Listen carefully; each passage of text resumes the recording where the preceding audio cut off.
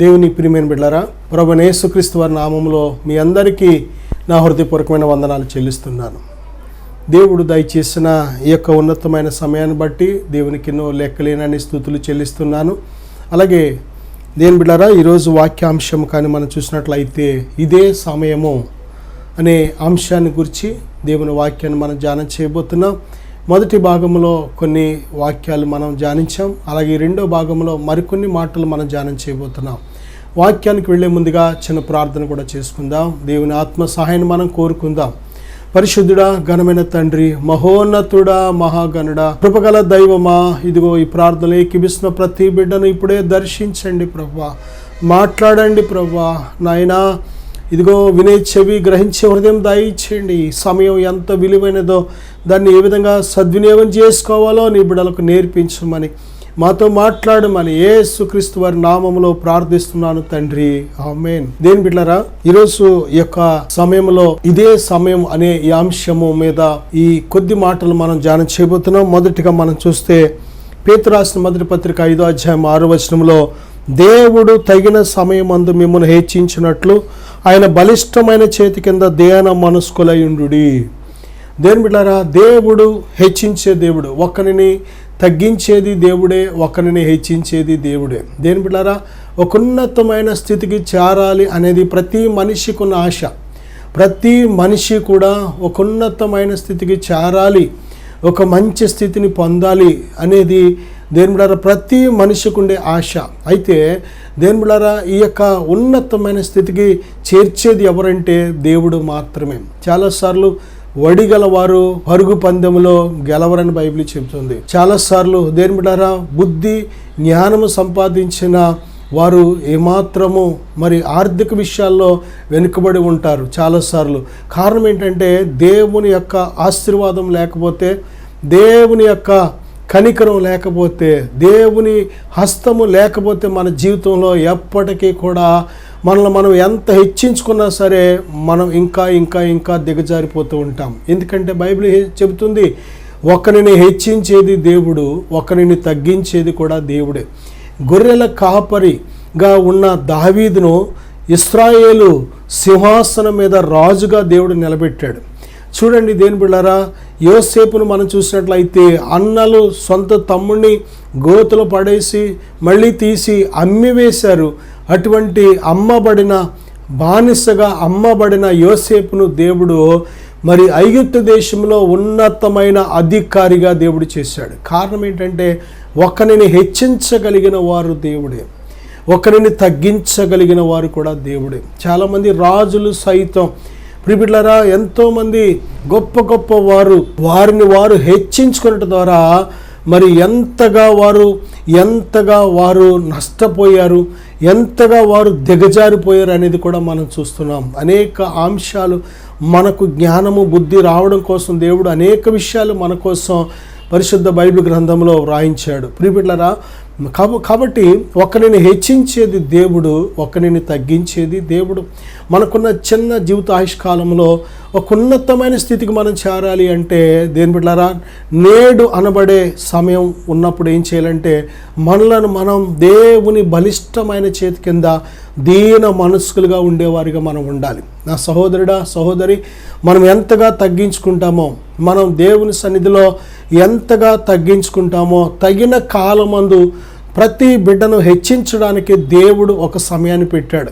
నిన్ను ఎక్కడ హెచ్చించాలి, ఏ విషయాల్లో హెచ్చించాలి, ఎలాగ హెచ్చించాలి అనేది దేవుని ప్రణాళికది. కనుక నీ అంతట నువ్వు మనుషుల ముందు హెచ్చిపోవాలని నిన్ను హెచ్చించుకున్నట్లయితే దేని బిడ్డలారా తగ్గిపోతావు. ఒకవేళ మనుషులు ఎవరైనా నిన్ను హెచ్చించినట్లయితే, ఏ మనుషులైతే నీ ఉన్నతమైన స్థాయికి కారణమో వారే మళ్ళీ నిన్ను తక్కువ స్థాయికి లాగేస్తూ ఉంటారు. కానీ దేవుడు ఒకరిని హెచ్చించడం ప్రారంభించాడు అంటే ఎన్నడూ ఆయన మాట తప్పడు. దేని బిడ్డలారా, అబ్రహాముని దేవుడు వాగ్దానం చేశాడు, నిన్ను విస్తారమైన సంతానం ఇచ్చి నేను దీవిస్తానని వాగ్దానం చేశాడు. నిజమే, అది మనుషులకు అసాధ్యమే. తరతరాలు ఉండేవాడు దేవుని యుగ యుగాలలో ఉండే దేవునికి మాత్రమే సాధ్యం.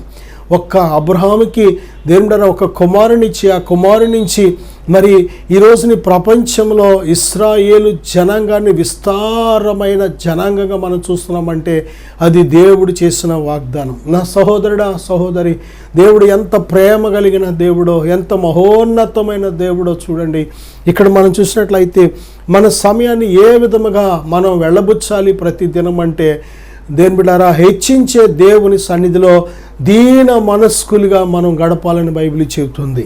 అలాగే ప్రకటన గ్రంథం 1వ అధ్యాయం 3వ వచనం కానీ చూసినట్లయితే, సమయము సమీపించినది గనుక ఈ ప్రవచన వాక్యములు చదువువాడు వాటిని విని ఇందులో వ్రాయబడిన సంగతులను గైకొని వారు ధన్యులు. దేని బిడ్డారా, దేవుని యొక్క పరిశుద్ధ బైబిల్ గ్రంథంలో వ్రాయబడిన ప్రతి మాట కూడా అది ప్రవచనాత్మకమైన మాటలు. పరిశుద్ధ ఆత్మ చేత భక్తులు, పరిశుద్ధులైన వారు, దేవుడారా ప్రత్యేకంగా పిలువబడి సిద్ధపరచబడిన వారు, పరిశుద్ధాత్మ చేత ప్రేరేపించబడి వ్రాయబడిన ప్రవచన వాక్కులు. కాలాన్ని గూర్చి ఏమి జరిగింది, ఏమి జరుగుతుంది, ఏమి జరగబోతుంది అని అన్ని కాలాల గురించి కూడా దేవుడు ఆయన విడుదల చేసిన రహస్యాల గ్రంథం బైబిల్. కనుక దేని బిడ్డలారా, అది ఓల్డ్ బుక్ కాదు, కానీ అది ఎల్లప్పుడూ కూడా అందరికీ అన్ని విషయాల్లో ఉపయోగపడే సంపూర్ణమైన దేవుని నుంచి వచ్చిన ప్రవచనాత్మక గ్రంథం అది. కనుక ఈ గ్రంథాన్ని చదువువాడు, దాన్ని గైకొనివాడు ధన్యుడని బైబిల్ చెబుతుంది. చాలాసార్లు వినేవారు ఎక్కువగా ఉంటారు, చాలాసార్లు చెప్పేవారు ఎక్కువగా ఉంటారు. కానీ వీరిద్దరికంటే ఎవరు గొప్పవారు, ఎవరు ధన్యులు అంటే దాన్ని గైకొనేవారు ధన్యులు. దేని బిడ్డలారా, కనుక నా సహోదరుడా, సహోదరి, దేవుని మాటలు గైకొనటం వల్ల చాలా మనం దీవించబడతాం, ఆశీర్వదించబడతాం. కనుక దేవుని వాక్యాన్ని ప్రతి సమయంలో కూడా దివారాత్రము వాక్యాన్ని ధ్యానించేవాడు ధన్యుడని బైబిల్ చెప్తుంది. కనుక నీ హృదయాన్ని ఎంతగా దేవుని వాక్యంతో నింపుకోగలుగుతావో దేవుని స్వరం అంత సులువుగా నువ్వు వినగలుగుతావు. దేవుని యొక్క వాక్యముతో ఎంతగా నీ హృదయాన్ని నింపుకోగలుగుతావో దేవుని చిత్తాన్ని అంత సులువుగా నువ్వు గ్రహించగలుగుతావు. దేని బిడ్డలారా, అంతేకాదు వాక్యమైన దేవుడు ఆయన వాక్యానికి విరోధంగా ఏది చేయడు. కనుక ఆ వాక్యాన్ని మనం నమ్మినట్లయితే ప్రతి ఆశీర్వాదాన్ని మనం సొంతం చేసుకోగలుగుతాం. కనుక దేని బిడ్డలారా, ఈ సమయంలో మనం చూడవలసిన కొన్ని మాటలు కానీ మనం చూసినట్లయితే చూడండి, ప్రకటన గ్రంథం 2వ అధ్యాయం 1వ వచనంలో, మారు మనసు పొందుటకు నేను దానికి సమయం ఇచ్చితిని కానీ అది తన జారత్వమును విడిచిపెట్టి మారు మనసు పొందనల్లదు. చూడండి, దేవుడు మనకి ఈ సమయం ఎందుకు ఇచ్చాడు అంటే మారు మనసు పొందడానికి ఇచ్చాడు. మారు మనసు పొందాలి. ప్రభువైన యేసుక్రీస్తు వారు చెబుతున్నారు కదా, పరలోక రాజ్యము సమీపించినది, మారు మనసు పొందండి. మన ఆత్మ దేవుని రాజ్యంలో ప్రవేశించాలి అంటే తప్పనిసరిగా మారు మనసు మనకు కావాలి. మారు మనసు లేకపోతే మాత్రం నువ్వు దేవుని రాజ్యం ప్రవేశించలేవు. దేవుని బిడ్డలారా, దేవుని రాజ్యమే శాశ్వతమైన రాజ్యం, అది నిత్యత్వము కలిగిన రాజ్యం, నిత్యము ఉండే రాజ్యం అది. ఈ లోక రాజ్యాలు వాటి మహిమంతా టెంపరరీ. ఈ రాజ్యాలు, రాజులు ఈ భూమి మీద ఇవన్నీ కూడా కొద్ది కాలమే. కానీ పరలోక రాజ్యం అనేది శాశ్వత కాల రాజ్యం. పరలోకపు రాజు అయిన ప్రభువైన యేసుక్రీస్తు వారు నిత్యరాజు అయిన, శాశ్వత కాలపు రాజు అయిన దేని బిడ్డలారా, అందుకే దేని బిడ్డలారా, ఆయనను విమర్శలోనికి తెచ్చినప్పుడు మరి నువ్వు రాజువా అన్నప్పుడు ఆయన చెప్పిన మాట, అవును నేను రాజునే అని చెప్పారు. నేను ఈ లోకపు రాజును కాదు, నేను పరలోకపు రాజుని అని ప్రభు చెప్పారు. దేని బిడ్డలారా, నిజమే, ఆయనే పరలోకపు రాజు. దేవుని రాజ్యానికి ఆయనే రాజు. కనుక ఆ రాజ్యానికి మనం వారసులు అవ్వాలి. మొట్టమొదటిగా అవ్వాలి అంటే బైబిల్ చెప్తుంది మారు మనసు అనేది చాలా చాలా చాలా అది ప్రాముఖ్యమైన ఎలిజిబిలిటీ. మారు మనసు లేకపోతే దేని ద్వారా మనం దేవుని రాజ్యం వెళ్ళలేం. ప్రభువైన యేసుక్రీస్తు వారు చుట్టూ ఉన్న శిష్యులు ఒకసారి మాలో ఎవడు గొప్పవాడు అని ప్రభు దగ్గరికి వచ్చి అడుగుతున్నప్పుడు ప్రభు ఏమంటారంటే, ఒక చంటి బిడ్డను పిలిచి తన యొద్దకు మధ్యలో నిలబెట్టి, ఇదిగో మీరు మార్పు నొంది బిడ్డల వంటి వారైతేనే కానీ మీరు పరలోక రాజ్యములు ఎంత మాత్రము ప్రవేశించరు. అంతేకాదు దేని బిడ్డారా, ఈ బిడ్డ వలె తన్ను తాను తగ్గించుకుని వాడు పరలోక రాజ్యంలో హెచ్చించబడతాడు, గొప్పవాడు అనబడతాడని ప్రభు చెప్పారు. నిజమే దేని బిడ్డారా, మనము మార్పు నొంది బిడ్డల వంటి వారు అవ్వాలి. నిజమే దేవునిలారా, అందుకే యోహాను సువార్త 3:3-5 వరకు చూసినట్లయితే, ఒకడు నీటి మూలముగాను ఆత్మ మూలముగాను జన్మించితేనే కానీ దేవుని రాజ్యము చూడలేడని మీతో నిశ్చయముగా చెప్పుచున్నాను అంటున్నారు ప్రభు. కారణం ఏంటంటే మన ఆత్మ నూతనంగా జన్మించాలి. నిజంగా మనం మారు మనస్సు పొందాము లేక నూతనంగా జన్మించాము అనే దానికి గుర్తేమిటంటే, దేని బిడ్డలారా, నువ్వు ఏ పాపము చేయకుండా దేవుని కోసం నువ్వు వాక్యానుసారంగా బ్రతకగలుగుతావు, ఆత్మానుసారంగా జీవించగలుగుతూ ఉంటావు. నువ్వు దేవునిలో నూతనంగా జన్మించావు, రక్షణ పొందావు, మారు మనసు పొందావు అనే దానికి గుర్తేంటంటే దేవుని ప్రేమ చేత నింపబడి జీవిస్తూ ఉంటావు, దేవుని వాక్యపు అడుగుల్లో జీవిస్తూ ఉంటావు, దేవుని సంపూర్ణమైన చిత్తం నీ జీవితంలో నెరవేరడం జరుగుతూ ఉంటుంది. కనుక దేని బిడ్డలారా, శరీర సంబంధమైన కార్యాలు ఎంత మాత్రము నీ లోపల ఏలుబడి చేయలేవు. లోకము ఎంత మాత్రము కూడా నీ లోపలికి రాలేదు. లోకములో ఉన్నావు కానీ లోకము నీలోకి రాలేదు. కారణం ఏంటంటే నువ్వు నూతనంగా జన్మించబడిన వ్యక్తివి, నువ్వు మారు మనసు పొందిన వ్యక్తివి. కనుక మారు మనసు ఎంత ప్రాముఖ్యం అంటే, దేవుని రాజ్యంలో చేరాలంటే ఏ మనిషి అయినా సరే మారు మనసు పొందవలసిందే. మారు మనసు ఎలా కలుగుతుంది అంటే, నీ పాపమును క్షమించే ఆ యొక్క రక్షకుడైన ప్రభుని యేసుక్రీస్తు వారి యొద్దకు రావాలి. సిలువలో ఆయన మన పాపములను కడగడానికి ఆయన రక్తాన్ని చిందించారు. పాప క్షమాపణ కేవలము పరిశుద్ధుడైన దేని బిడ్డలారా, ప్రభుని యేసుక్రీస్తు వారు సిలువలో చిందించిన రక్తములో నువ్వు విశ్వాసం ఉంచడం ద్వారా ఆ రక్తము నీ ప్రతి పాపాన్ని కడిగి నిన్ను శుద్ధినిగా చేసి, నీ మనస్సాక్షిని శుద్ధి చేసి దేవునిని సేవించడానికి గొప్ప సిద్ధపాటు నీకు కలుగ చేస్తుంది. నా సహోదరుడా, సహోదరి, మారు మనస్సు పొందడానికి దేవుడు మనకు సమయం ఇచ్చాడు. ఈ సమయం రోజులు గడిచిపోతున్నాయి, సంవత్సరాలు గడిచిపోతున్నాయి, నెలలు గడిచిపోతున్నాయి, కానీ మారు మనసు పొందకుండానే చాలామంది చర్చికి వెళ్ళే వాళ్ళు కూడా మారు మనసు లేని వారు ఎంతోమంది, మారు మనసు పొంది కూడా పోగొట్టుకున్న వారు చాలామంది ఉంటూ ఉంటారు. అందుని బట్టే, వారిని బట్టే దేవుని నామం అవమానపరచబడుతూ ఉంటుంది. క్రొత్త వారు దేవుని అంతకు రావడానికి వీరు ఆటంకంగా అడ్డుగా ఉంటూ ఉంటారు. వాడు వెళ్తున్నాడు కానీ వాడి జీవితంలో మార్పు ఏమొచ్చింది, అది వెళ్తుంది కానీ దాని జీవితంలో మార్పు ఏమొచ్చిందని లోకము దూషించడానికి, దేవుని నామాన్ని అవమానపరచడానికి, దేవుని శక్తిని తెలుసుకోకపోవడానికి కారణం ఎవరు అంటే ఈ మారు మనసు పొందకుండా ఉన్న జనం. దేని బిడ్డలారా, మారు మనసు పొంది కూడా జారిపోయిన వారు, కొంతమంది మారు మనసు పొంది కూడా వేషధారులుగా బ్రతుకుతున్నవారు. చాలా జాగ్రత్త దేని బిడ్డ. అలాగే యాకోబు రాసిన పత్రిక 4:7 ప్రకటన గ్రంథం 12:12 కానీ మనం చూసినట్లయితే, దేవునికి లోబడి ఉండుడి, అపవాదిని ఎదిరించుడి, అప్పుడు వాడు మీ వద్ద నుండి పారిపోవును. అలాగే ప్రకటన 12:12 కూడా, అపవాది తనకు సమయం కొంచెమే అని తెలుసుకొని బహు క్రోధము గలవాడై మీ వద్దకు దిగువచ్చి ఉన్నాడు అని చెప్పాను. దేని బిడ్డలారా, చూడండి, కడవరి దినాల్లో మన విరోధి అయిన అపవాది మరి వాడు ఏం చేస్తాడంటే భూమి అంతటా కూడా సంచారం చేస్తూ ఎవరిని మృంగుదురా అని తన దూతలు పంపించి, దురాత్మల సమూహాలు పంపించి ఏం చేస్తున్నాడంటే వాడు ప్రతి మనిషిని కూడా పడగొట్టడానికి నిత్య ప్రయత్నం చేస్తున్నాడు వాడు. కనుక నా సహోదరుడా, బైబిల్ చెప్తున్న అదే సమయంలో వాడిని ఎదిరించాలి అంటే ఏం చేయాలంటే దేవునికి లోబడి ఉండాలి.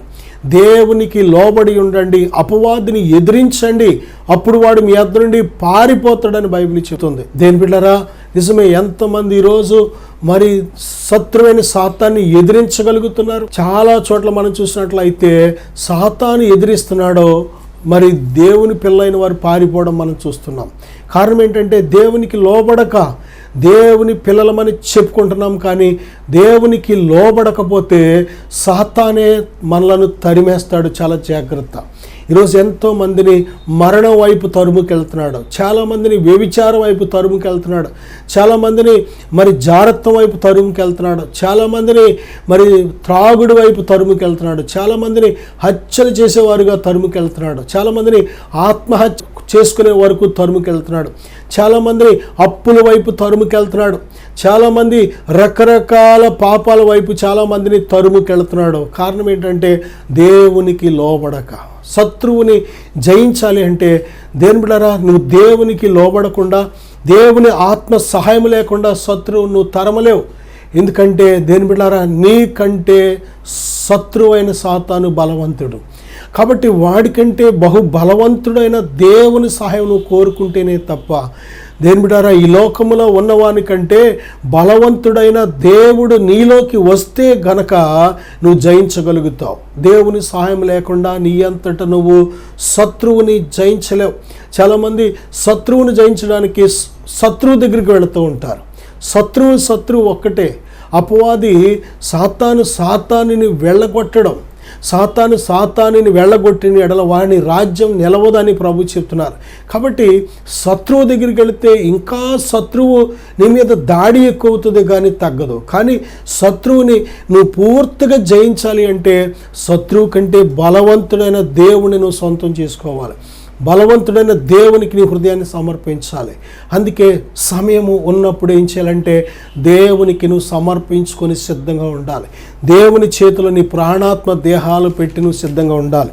దేని బిడ్డలారా, ఈ సమయంలో మనం చేయవలసిన మరొక ఉన్నతమైన వాక్యాలు కన్నా చూసినట్లయితే లూకా సువార్త 10వ అధ్యాయం 39 నుంచి 42 వచనాల వరకు మనం చూస్తే, మరియా మార్త అనే ఇద్దరు సహోదరులు ఉన్నారు. దేని బిడ్డలారా, వారి గృహము ప్రభు అప్పుడప్పుడు వెళ్ళి దర్శించినట్లు మనం చూస్తున్నాం. మరి ప్రభుని చూడగానే మార్త ప్రభుని తన ఇంట్లోకి ఆహ్వానించింది కానీ ఆమె తన ఇంటి పనిలో మళ్ళీ మునిగిపోయింది.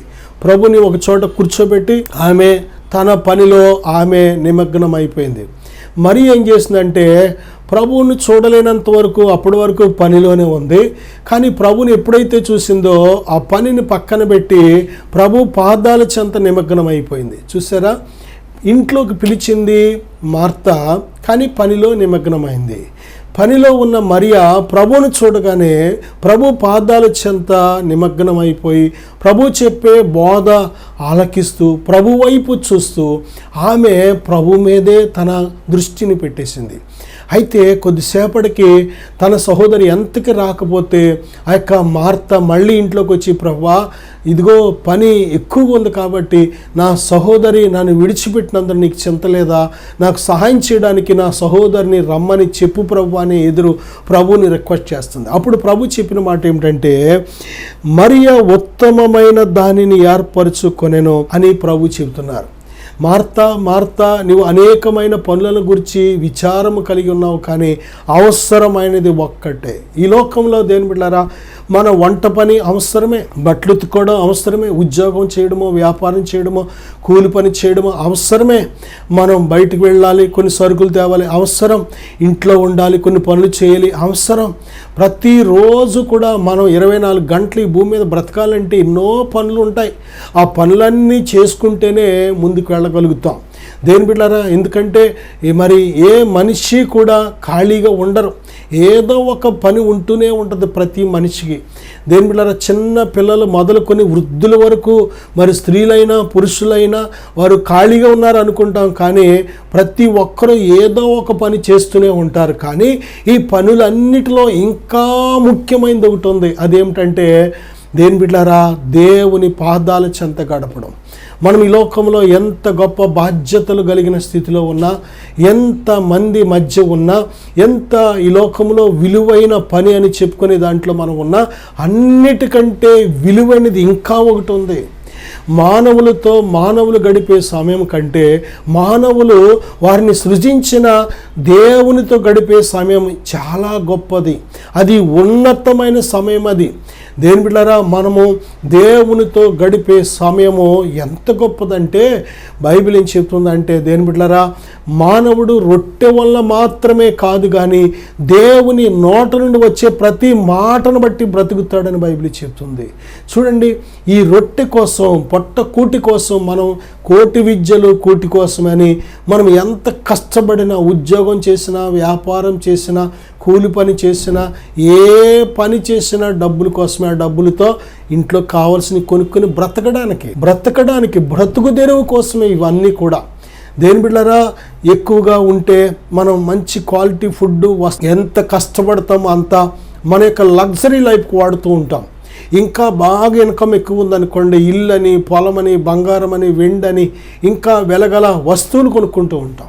కానీ వీటన్నిటికంటే ఇంకా విలువైనది ఒకటి ఉంది. వజ్ర వైడూర్యాల కంటే, ఈ లోకమంతా సంపాదించిన దానికంటే ఇంకా విలువైనది ఒకటి ఉంది. అదేంటో తెలుసా? ఉత్తమమైనది ఒకటి ప్రభు పాదాల చెంత గడపడం. ప్రియబిడ్డ, 24 గంటల్లో ఈ ఉత్తమమైన దేవుని పాదాల చెంత ఎంతసేపు గడపగలుగుతున్నావు? దేవుని సన్నిధి యొక్క విలువ తెలుసా నీకు? చాలామంది దేని బిడ్డారా 6 రోజులు కూడా ఖాళీగా ఉంటారో 7వ రోజున అంటే ఆదివారం రోజే పని పెట్టుకుంటూ ఉంటారు. మిగిలిన రోజుల్లో చాలా ఖాళీగా ఉంటారో ప్రార్థనకు వెళ్ళే టైంలోనే పనికిరాని పనులు పెట్టుకుంటూ ఉంటారు, ప్రయాణాలు పెట్టుకుంటూ ఉంటారు. చాలా జాగ్రత్త. దేని బిడ్డారా, నువ్వు వెళ్ళడం తప్పంటలేదు, దేవుడు నువ్వు పని చేయడం తప్పంటలేదు.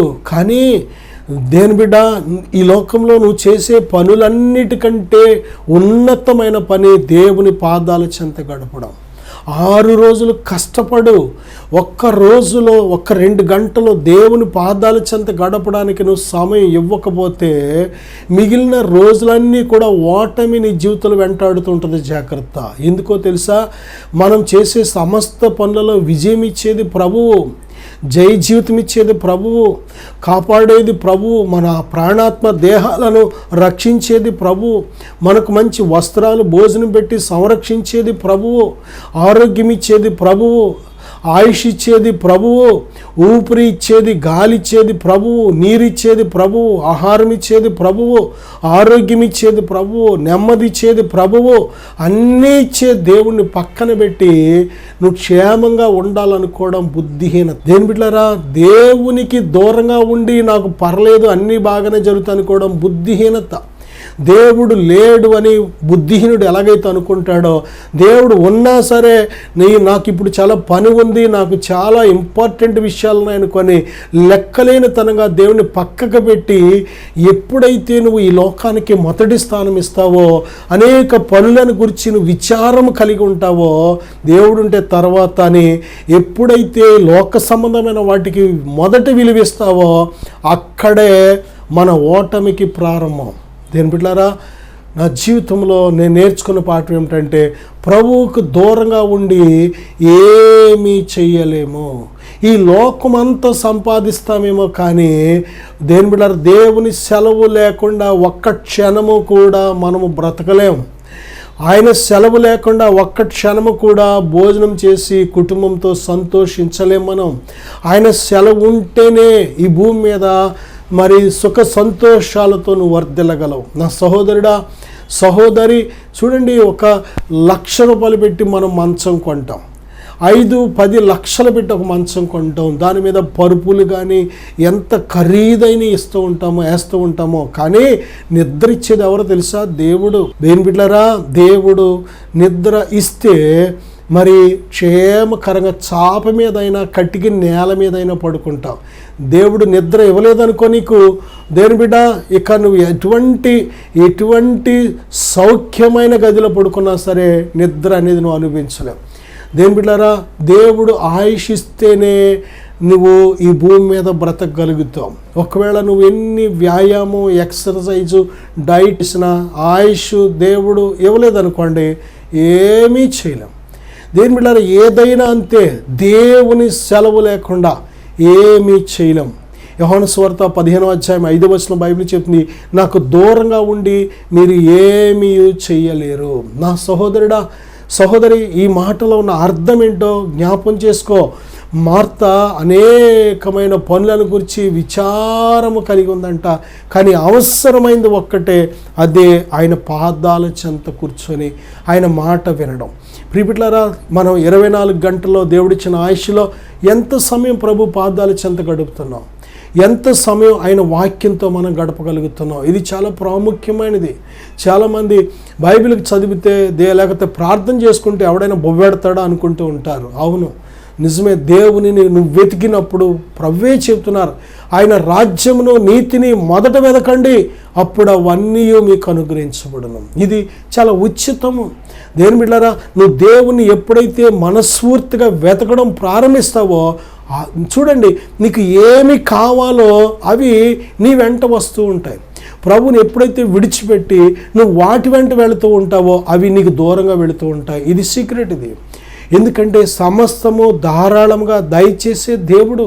ఆయనను ప్రేమించే వారి నిమిత్తము ఆయన దాచించిన మేలు ఎంతో గొప్పది. ఆయన ప్రేమించే వారికి సమస్తము సమకూర్చి జరిగించే దేవుడు ఆయన.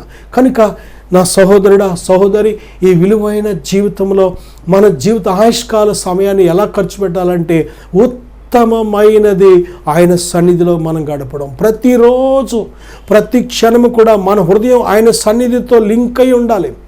మన హృదయం ఎల్లప్పుడూ ఆయన ఆత్మతో నింపబడి ఉండాలి. పరిశుద్ధాత్మ పూర్ణులై ఉండండి అని బైబిల్ చెప్తుంది. మద్యముతో మత్తులై ఉండకుడి అని బైబిల్ చెప్తుంది. ఈరోజు అనేక రకాల మత్తుల చేత మానవుడు దేవుని సన్నిధిని అనుభవించలేకపోతున్నాడు. బంగారం అనేది ఒక మత్తు, డబ్బు అనేది ఒక మత్తు, కులం అనేది ఒక మత్తు, మతం అనేది ఒక మత్తు, దేవుని తిండి అనేది ఒక మత్తు. ప్రియబిడ్డలారా, లోక సంబంధమైన ఆకర్షణలు, శరీరాశలు, నేత్రాశలు, జీవపడంబం ఒక మత్తు.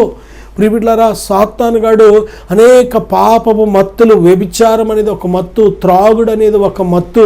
దేవుని బిడ్డలారా, అనేక రకాల పాపిష్టి జీవితం ఒక మత్తుగా ఉండి మానవుడు విలువైన జీవితాయుష్కాలాన్ని వ్యర్థపరుచుకుంటున్నాడు. మత్తులో ఉన్నవాడు ఏం చేస్తున్నాడు వాడికి తెలియదు. ఈ మత్తులో ఉన్నంతకాలం కూడా దేవుని చిత్తాన్ని గ్రహించలేవు, చేయలేవు. అందుకే బైబిల్ చెప్పింది, మద్యముతో మత్తులై ఉండకుడి, ఆత్మపూర్ణులై ఉండండి. దేవుని ఆత్మచేత దినదినము మనం నింపబడుతూ ఉండాలి. పరిశుద్ధాత్మ దేవునికి మన ప్రవర్తన అంతటి మీద ఎంతవరకు మనం అధికారం ఇస్తామో అంతవరకు ఆయన మన జీవితాన్ని స్వాధీనపరుచుకొని మనలను మహోన్నతమైన రీతిలో, స్థితిలో ఆయన నడిపిస్తూ ఉంటాడు. దేవుని ఆత్మ స్వాధీనంలో ఉంటే దేవుని ద్వారా ఒక విశ్వాస సంబంధమైన వ్యక్తి ఒక ఉన్నతమైన రీతిలో జీవించగలుగుతూ ఉంటాడు. దేవుడు నీ ప్రక్కన ఉంటే, నీతో ఉంటే, నీలో ఉంటే నీ ఆత్మీయ జీవితం ఎలా ఉంటుందంటే దేవుని బిడ్డలారా, అనేకులకు దీవెనకరంగా, రక్షణకరంగా, ఆశీర్వాదకరంగా మారుతూ ఉంటుంది. నా సహోదరుడా, నా సహోదరి, దేవుని ప్రియమైన బిడ్డలారా, చాలా జాగ్రత్త. దేవుడు ప్రేమ కలిగిన దేవుడు, దేవుడు సర్వశక్తిమంతుడైన దేవుడు, దేవుడు నిత్యుడైన దేవుడు.